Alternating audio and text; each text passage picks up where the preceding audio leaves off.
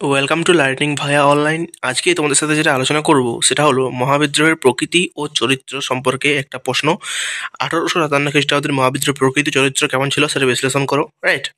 এই প্রশ্ন নিয়ে আজকে আলোচনা করব। প্রশ্নটি 8 নম্বরের প্রশ্ন, ঠিক আছে? চ্যাপ্টার 4-এ আছে, তোমাদের ক্লাস 10-এর যে ইতিহাসে চ্যাপ্টার 4-এ আছে। এটা ইম্পর্টেন্ট প্রশ্ন পড়ে বলছি, রেডি করো প্রশ্নটা, ঠিক আছে? 8 নম্বরের প্রশ্ন। ভিডিওটি যদি একটু বড় হয় ধৈর্য সহকারে দেখবে, রাইট? শুরু করছি, চলো। তাহলে সর্বপ্রথম জেনে নাও প্রশ্ন কীরকম পড়তে পারে। কোশ্চেন পড়তে পারে মহাবিদ্রোহের প্রকৃত চরিত্র বিশ্লেষণ করো, প্রথম প্রশ্ন পড়তে পারে। আর দ্বিতীয় প্রশ্ন পড়তে পারে সংক্ষেপে মহাবিদ্রোহের চরিত্র বিশ্লেষণ করো, এরকম পড়তে পারে। বা পড়তে পারে 1857 খ্রিস্টাব্দের মহাবিদ্রোহের প্রকৃতি ও চরিত্র বিশ্লেষণ করো, রাইট? আচ্ছা, যাই পড়ুক, উত্তর কিন্তু এটাই লিখবে যেটা আমি লিখে দিই তোমাদের জন্য, ঠিক আছে? আসলে শুরু করছি। প্রথমত ভূমিকা কী লিখবে? 1857 খ্রিস্টাব্দের ব্রিটিশ বিরোধী মহাবিদ্রোহ অত্যন্ত তীব্র হয়ে ওঠে এবং ভারতে ইংরেজ শাসনের ভিতকে কাঁপিয়ে দেয়। এই বিদ্রোহ প্রকৃতি ও বা চরিত্র বিদ্রোহ প্রকৃতি বা চরিত্র সম্পর্কে পণ্ডিতদের মধ্যে মতবাদ রয়েছে, রাইট?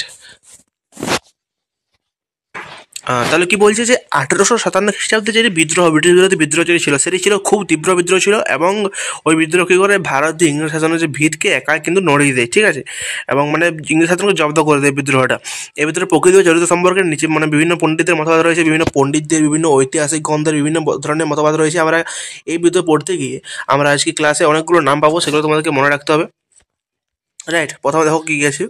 প্রথম পয়েন্ট দেবে সিপাহীদের বিদ্রোহ। স্যার জন লরেন্স, জন সিলি, চার্লস রেক্স, রয়েকার ক দন্তস্বরে আলাদা হবে, প্রমুখ ইউরোপীয় ঐতিহাসিক এবং অক্ষয়কুমার দত্ত, হরিচন্দ্র মুখোপাধ্যায়, তারপরে হচ্ছে কিশোর চাঁদ মিত্র, দাদাভাই নৌরোজি প্রমুখ ভারতীয় 1857 খ্রিস্টাব্দের বিদ্রোহকে সিপাহী বিদ্রোহ বলে অভিহিত করেছেন। তাহলে 1857 খ্রিস্টাব্দের বিদ্রোহকে সিপাহী বিদ্রোহ বলে অভিহিত কারা করেছেন? যে নামগুলো বলে এলাম, John Seeley, sir John Lawrence, Charles Rex, তারপরে অক্ষয়কুমার দত্ত, হরিচন্দ্র মুখোপাধ্যায়, কিশোর চাঁদ মিত্র, এরা 1857 খ্রিস্টাব্দে বিদ্রোহকে সিপাহী বিদ্রোহ বলে অভিহিত করেছে। তাদের মধ্যে এই বিদ্রোহে যোগদানকারী বিভিন্ন গোষ্ঠীর লক্ষ্য ছিল নিজ নিজ স্বার্থ সিদ্ধি করা। এই বিদ্রোহে যারা যোগদান করেছিল, বিভিন্ন গোষ্ঠী যারা যোগদান করেছিল, তাদের লক্ষ্য কী ছিল? নিজ নিজ স্বার্থ সিদ্ধি করা। এই বিদ্রোহে সারা ভারত সমাজে সকল শ্রেণীর মানুষ যোগ দেয়নি। এই বিদ্রোহে যে সারা ভারত সমাজ, সেখানকার সকল শ্রেণীর মানুষগুলো কিন্তু এই বিদ্রোহে কোনো আগ্রহ দেখায়নি বা যোগ দেয়নি। দেশের সমস্ত শিক্ষিত মধ্যবিত্ত শ্রেণীর একটি বড় অংশ বিদ্রোহকে সমর্থন করেনি। দেশের যে সমস্ত শিক্ষিত বা মধ্যবিত্ত শ্রেণীর যে বড় অংশ ছিল, অর্থাৎ অনেকেই এই বিদ্রোহে কিন্তু যোগ দেয়নি, অনেকে বিদ্রোহটাকে সমর্থন করেনি। শিখ ও গোর্খা সেনারা, এখানে কি বলে, শিখ ও গোর্খা সেনারা বরং বিদ্রোহের সময় ইংরেজদের সহায়তা করেছিল। বিদ্রোহের সময় নিজের দেশের মানুষের সহায়তা না করে ইংরেজদের সহায়তা করেছিল এই বিদ্রোহটাকে দমন করার জন্য। কিশোরচাঁদ মিত্র বলেছেন এই বিদ্রোহ ছিল একান্তভাবে সিপাহীদের অভ্যুত্থান, রাইট? প্রথম পয়েন্ট থেকে আমরা এটা জানতে পারলাম, কতগুলো নাম এবং কিছু পয়েন্ট জানতে পারলাম। দ্বিতীয় পয়েন্ট দেবে সামন্তদের বিদ্রোহ। রজনীপাল দত্ত, রমেশচন্দ্র মজুমদার, সুরেন্দ্রনাথ সেন, মানবেন্দ্রনাথ রায় প্রমুখ 1857 বিদ্রোহকে রক্ষণশীল ও সামন্ততান্ত্রিক শক্তিগুলোর অভ্যুত্থান বলে অভিহিত করেছেন। এই যে পয়েন্টে আমার বিভিন্ন রকম নাম পাচ্ছে এবং বিভিন্ন রকম নামের সাথে সাথে তারা কীভাবে বিদ্রোহটিকে দেখেছেন, কীভাবে বিদ্রোহটির নামকরণ কেমন করে করেছেন, কী নাম দিয়েছেন, সেগুলো মনে রাখতে হবে। তাহলে সামন্তদের বিদ্রোহের পয়েন্টে আমরা নাম জানলাম রজনীপাল দত্ত, রমেশচন্দ্র মজুমদার, সুরেন্দ্রনাথ সেন, মানবেন্দ্রনাথ রায়। এরা 1857 বিদ্রোহকে রক্ষণশীল ও সামন্ততান্ত্রিক শক্তিগুলোর অভ্যুত্থান বলে অভিহিত করেছেন। তাদের মধ্যে নানা সাহেব ফালকি, নানা সাহেব লক্ষ্মীবাই, কুনওয়ার সিং প্রমুখ সামন্ত শ্রেণীর মানুষ এই বিদ্রোহের নেতৃত্ব দেন। এটি ছিল ভারতের সনাতনপন্থীদের শেষ বিদ্রোহ।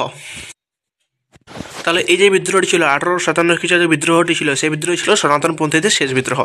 ডক্টর রমেশচন্দ্র মজুমদার বলেছেন যে এই বিদ্রোহ ছিল ক্ষয়িষ্ণু অভিজাত শ্রেণী ও মৃতপ্রায় সমস্ত শ্রেণীর মৃত্যুকালীন আর্তনাদ।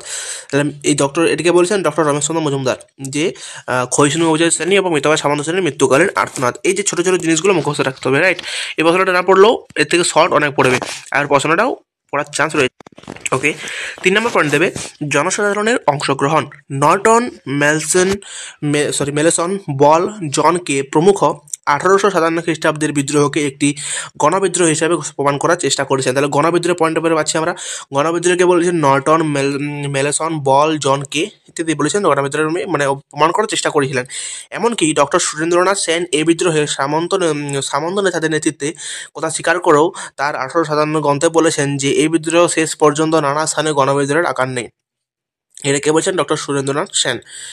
ভারতে এক বৃহৎ অঞ্চল যথা পশ্চিম বিহার থেকে পূর্ব পাঞ্জাব পর্যন্ত বিস্তৃত অঞ্চলে বিদ্রোহ বিস্তার লাভ করে।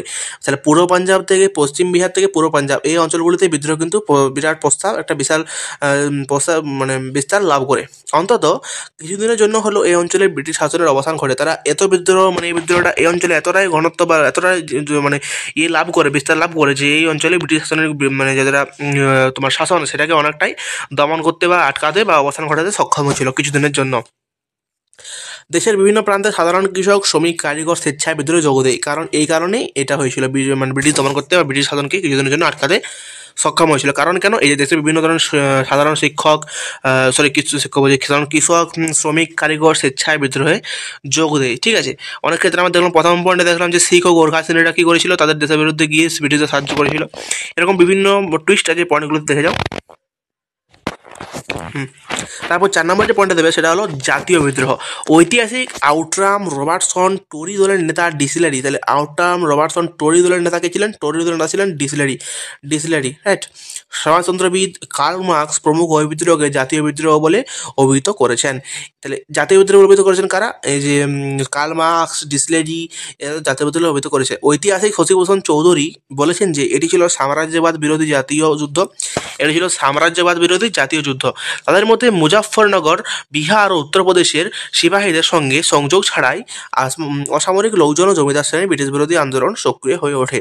তাহলে এটি ছিল মানে কি বলছে, তাদের মধ্যে মুজাফফরনগর, বিহার, উত্তরপ্রদেশের সিপাহীদের সঙ্গে সংযোগ ছাড়াই লোকজন ও জমিদার শ্রেণীর ব্রিটিশ বিরোধী আন্দোলন সক্রিয় হয়ে ওঠে। সিপাহীরা সিংহাসনচ্যুত মুঘল সম্রাট দ্বিতীয় বাহাদুর শাহকে ভারতের সম্রাট হিসেবে ঘোষণা করলে দেশবাসীর মনে দেশপ্রেমের মনোভাব জেগে ওঠে। তারা যখন বিদ্রোহ করেছিল তখন সেখানকার সিংহাসনচ্যুত একজন মুঘল সম্রাট ছিলেন সিপাহীরা, সেই মুঘল সম্রাট দ্বিতীয় বাহাদুর শাহকে কী করে ভারতের সম্রাট হিসেবে ঘোষণা করলে সেক্ষেত্রেও একটা দেশবাসীর মনে দেশপ্রেমের মনোভাব কিন্তু জেগে ওঠে, রাইট। ওকে, 5 নম্বর পয়েন্ট দেবে স্বাধীনতা সংগ্রামের প্রথম পদক্ষেপ। বিপ্লবী বিনায়ক দামোদর সাভারকর, অর্থাৎ বীর সাভারকর, আমরা যাকে বীর সাভারকর বলে চিনি, বিপ্লবী বিনায়ক দামোদর সাভারকর 1857 খ্রিস্টাব্দের বিদ্রোহকে ভারতের প্রথম স্বাধীনতা যুদ্ধ বলে অভিহিত করেছেন। ভারতের প্রথম স্বাধীনতা যুদ্ধ বলে অভিহিত করেছেন কে? বিপ্লবী বিনায়ক দামোদর সাভারকর, অথবা আমরা যাকে বীর সাভারকর বলে চিনি। এছাড়া কার্ল মার্কস, এঙ্গেলস, পিসি যোশী, অশোক মেহতা, অধ্যাপক হীরেন্দ্রনাথ মুখোপাধ্যায় ও অধ্যাপক সুশোভন সরকার প্রথম 1857 বিদ্রোহকে ভারতের স্বাধীনতা সংগ্রাম বলে অভিহিত করেছেন। কার নাম পেলাম? সুশোভন সরকার পেলাম, হীরেন্দ্রনাথ মুখোপাধ্যায় পেলাম, কার্ল মার্কস পেলাম, অশোক মেহতা পেলাম, এঙ্গেলস, পিসি যোশী পেলাম। এরা কি করেছে? স্বাধীনতা সংগ্রাম বলে অভিহিত করেছেন 1857 বিদ্রোহকে, রাইট। এরকম বিভিন্ন পয়েন্ট আমরা পেয়ে যাচ্ছি। 6 নম্বর পয়েন্ট দেবে সর্বস্তরে ব্যাপক প্রভাব। ওকে, পয়েন্টে কি বলেছে? ভারতের জাতীয়তাবাদের ঐতিহাসিকগণ এই বিদ্রোহের ব্যাপকতা লক্ষ্য করে একে মহাবিদ্রোহ নামে অভিহিত করছেন। শেষ পয়েন্টে আমরা শুনতে পাচ্ছি যে মহাবিদ্রোহ নামে অভিহিত হয়েছে। এটা কারা করেছেন? ভারতের জাতীয়তাবাদী ঐতিহাসিকগণ এই বিদ্রোহের ব্যাপকতা লক্ষ্য করে একে মহাবিদ্রোহ বলে অভিহিত করেছেন। এই বিদ্রোহের যে ব্যাপকতা, যে বিদ্রোহ সফল যে কারিকার্যতা এবং বিদ্রোহ ব্যাপকতা নামে মানে অভিহিত হয়ে এরা ঐতিহাসিকগণ এই বিদ্রোহকে মহাবিদ্রোহ বলে অভিহিত করেছেন। হরিশ্চন্দ্র মুখোপাধ্যায় একে মহান বিপ্লব বলে অভিহিত করেছেন।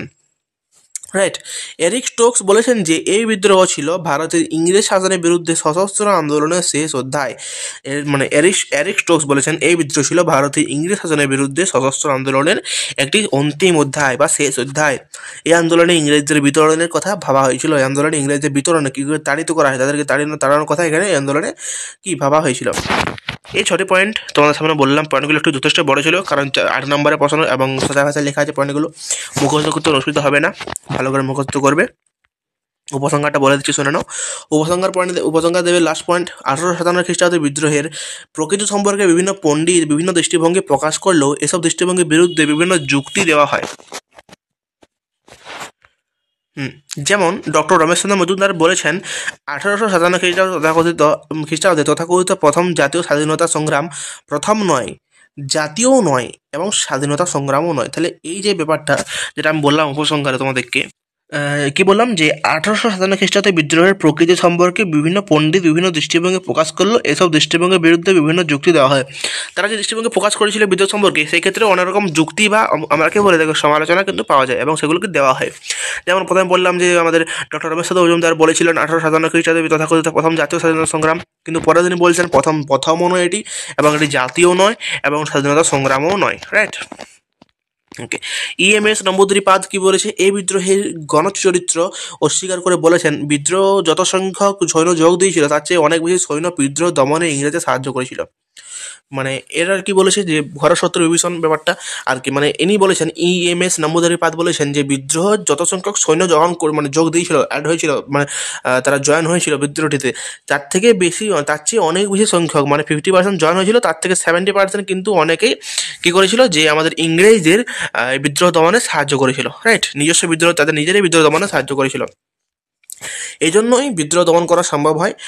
অধ্যাপক এরিক স্টোকস বেইলি প্রমুখ মনে করেন যে এই বিদ্রোহে স্থানীয় কৃষকদের প্রতিরোধ, জাতীয় প্রতিরোধ প্রভৃতি বিভিন্ন ধারার উপধারার সংমিশ্রণ ঘটেছিল। এটা মনে করছেন কি এরিক স্টোকস। রাইট, সময় এখনো প্রচুর রয়েছে, তোমরা এখন থেকে এটা প্র্যাকটিস করতে শুরু করে দাও। রাইট, আর আমাদের চ্যানেলে যে প্রশ্নগুলো আমি দিয়েছি তোমাদের জন্য, যে প্রশ্নগুলো তোমাদের প্র্যাকটিস করিয়ে দিয়েছি উত্তর সহ, সেগুলো যারা এখনো দেখুন তাদের জন্য একটা কথাই বলবো যে আমাদের চ্যানেল থেকে একবার ভিজিট করে এসো এবং যে যে লিখিয়েছি, যেগুলো করেছি সেগুলো ভালো করে পড়ো। যদি প্রশ্ন পড়ে ওখান থেকে প্রশ্ন পড়ে যাবে, ঠিক আছে? সব প্র্যাকটিস করতে থাকো, টোটালটা ভালো করে পড়বে, কোথাও বুঝতে অসুবিধা হলে কমেন্ট করবে। আর এই নোটটি পেতে চাইলে আমাদের টেলিগ্রাম চ্যানেল থেকে কালেক্ট করতে পারো, ওখানে আমি নোটটি দিয়ে দেবো। রাইট, এর একটা ছবি দেখে নাও। 1857 খ্রিস্টাব্দ 10 October the illustrated London news সংবাদপত্রে প্রকাশিত সিপাহী বিদ্রোহের একটি চিত্র, এটি প্রকাশিত হয়েছিল এই ইলাস্ট্রেটেড লন্ডন নিউজে। রাইট, ওকে, এটা একটা তোমাদের জন্য চিত্র, মহাবিদ্রোহের চিত্র। এবং আজকের ক্লাস তাহলে এখানে শেষ করলাম, ঠিক আছে? প্রশ্নটা রেডি করো এবং বাকি প্রশ্নগুলো যেগুলো পড়েছি সেগুলো রেডি করো। আজকের ক্লাস এখানে শেষ করলাম, দেখা হচ্ছে নতুন কোনো ক্লাসে। Thank you so much.